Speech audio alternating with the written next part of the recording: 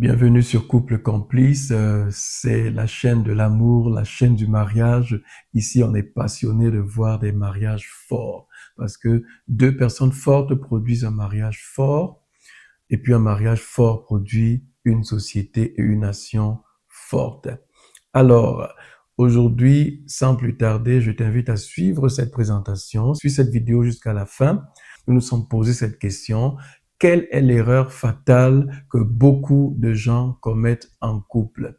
Est-ce que c'est l'amour seul qui va réussir à sauver une relation, un couple, où il y a d'autres choses dont il faut tenir compte? Alors, reste jusqu'à la fin, prends des notes et on se retrouve juste après. Et si l'idée la plus romantique qu'on a sur l'amour était en fait la plus dangereuse? C'est ce qu'on va explorer ensemble. On va parler d'une croyance que beaucoup voient comme le ciment d'une relation, mais qui, selon la source qu'on analyse aujourd'hui, pourrait être la cause même de sa destruction. Bon, voilà. Ça a le mérite d'être clair. L'amour ne maintient pas le mariage. Une seule petite phrase qui vient bousculer des siècles de poésie, de chansons, de films. Mais alors, si ce n'est pas l'amour qui fait tenir une union, qu'est-ce que c'est? Et si tout ce qu'on nous a appris était à côté de la plaque? C'est la grande question, n'est-ce pas? Si ce fameux sentiment amoureux n'est pas la super glue des relations, c'est quoi la formule secrète? Eh bien, dans les prochaines minutes, on va essayer de répondre à ça, et au passage, de déconstruire un mythe qui a la vie dure. Allez, on commence par le cœur du problème, et un malentendu dangereux. Il s'agit de cette croyance quasi universelle qui dit qu'on doit se marier par amour. C'est le point de départ de quasiment toutes les histoires d'amour modernes. On tombe amoureux. C'est cette étincelle, cette passion qui nous consume, ce sentiment qui a l'air de justifier qu'on risque tout pour une personne. C'est l'ingrédient magique, non? Et c'est là que ça coince. D'après notre source, ce sentiment, cette passion, ce n'est en grande partie qu'un cocktail chimique, de la dopamine, de l'adrénaline, des trucs hyper puissants, c'est sûr, mais aussi incroyablement volatiles.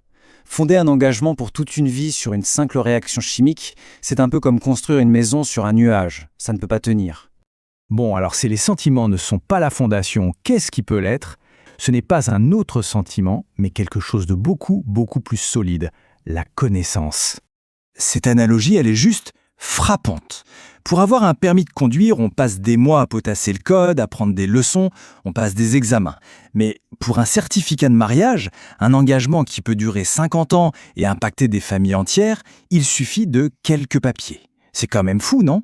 On se prépare plus sérieusement à conduire une voiture qu'à construire une vie à deux. Le succès d'un mariage ne se mesurait donc pas à l'intensité de l'amour qu'on s'échange, mais plutôt à la maîtrise de compétences très concrètes, savoir communiquer, savoir gérer les conflits, comprendre l'autre. Au fond, c'est moins un art mystique qu'un véritable savoir-faire. Donc en gros, le véritable ennemi du couple, ce ne serait pas la disparition de l'amour, mais l'ignorance. Le fait de ne pas avoir les bons outils pour réparer ce qui se casse, de ne pas comprendre les dynamiques en jeu. C'est ça qui mènerait à la rupture.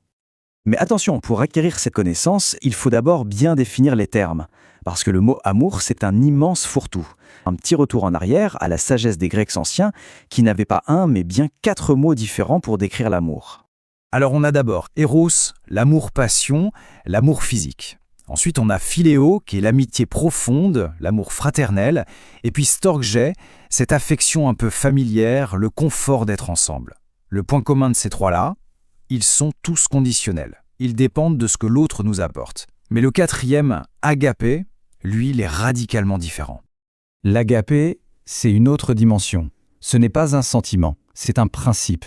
C'est un amour inconditionnel, un pur engagement de la volonté. Et d'après cette analyse, c'est le seul qui soit assez costaud pour supporter le poids d'un engagement à vie. Maintenant, voyons un truc très concret, une application pratique de tout ça. Et tout commence par un petit mot qu'on utilise sans arrêt, mais qui peut être étonnamment destructeur. Le mot « parce que ». La question a l'air toute simple. Pourquoi tu aimes ton partenaire? La réponse vient souvent du tac au tac. Ah, parce qu'elle est drôle, parce qu'elle est intelligente, parce qu'on se comprend si bien, bref, une liste de raisons, une liste de « parce que ». Et c'est là que l'idée devient carrément radicale. Selon cette perspective, le véritable amour, l'agapé, il n'a pas de « parce que ». Dès l'instant où on justifie son amour par une raison, on le transforme. En fait, ce n'est plus un don, ça devient une transaction. Ce schéma illustre parfaitement le mécanisme infernal. La raison devient une condition. Je t'aime parce que tu es drôle, se transforme en tu dois continuer à me faire rire. Cette condition crée une attente qui mène forcément à la déception parce que les gens, les circonstances, ça change. Et la déception, eh bien, ça crée la division. Et la division, elle mène à la séparation. C'est un effet domino. Bon, tout ça nous amène logiquement à la conclusion de ce raisonnement. Si l'amour n'est pas un sentiment passager basé sur des conditions, alors qu'est-ce que c'est ?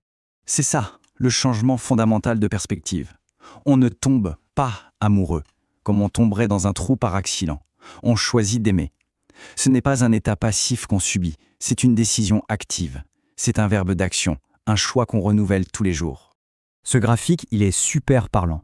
Les sentiments, les émotions, bien sûr que ça compte, mais ça ne représente qu'une toute petite partie du gâteau. L'essentiel, les 80% qui forment le cœur de l'amour durable, c'est la décision et l'engagement. Et voilà donc la définition de cet amour agapé. C'est une bascule totale. On passe de « je t'aime parce que tu réponds à mes besoins » à « je décide de m'engager à répondre à tes besoins sans rien attendre en retour ». C'est un amour qui donne de manière inconditionnelle. Alors, si on devait résumer les points clés de cette analyse, l'amour est redéfini comme une décision consciente. Le mariage, c'est une compétence, quelque chose qui s'apprend. L'amour le plus fort, c'est celui qui est inconditionnel. Et finalement, c'est un engagement actif de tous les jours. Et on termine avec cette question, une question qui invite à réfléchir un peu. Quand on regarde nos propres relations, est-ce qu'on les voit comme des états émotionnels qu'on subit ou plutôt comme des engagements actifs qu'on choisit de nourrir jour après jour, avec ou sans parce que? Voilà, j'espère que tu as été beaucoup édifié, j'espère que tu as été béni par cette présentation. N'hésite pas de nous laisser en commentaire ce que tu penses, quel est ton avis. Est-ce que tu crois que, en définitive, c'est l'amour qui est suffisant pour sauver un mariage? Est-ce que tu as compris ce que c'est que l'amour? J'aimerais savoir ce que tu penses. Dis-le moi dans les commentaires. Stay tuned.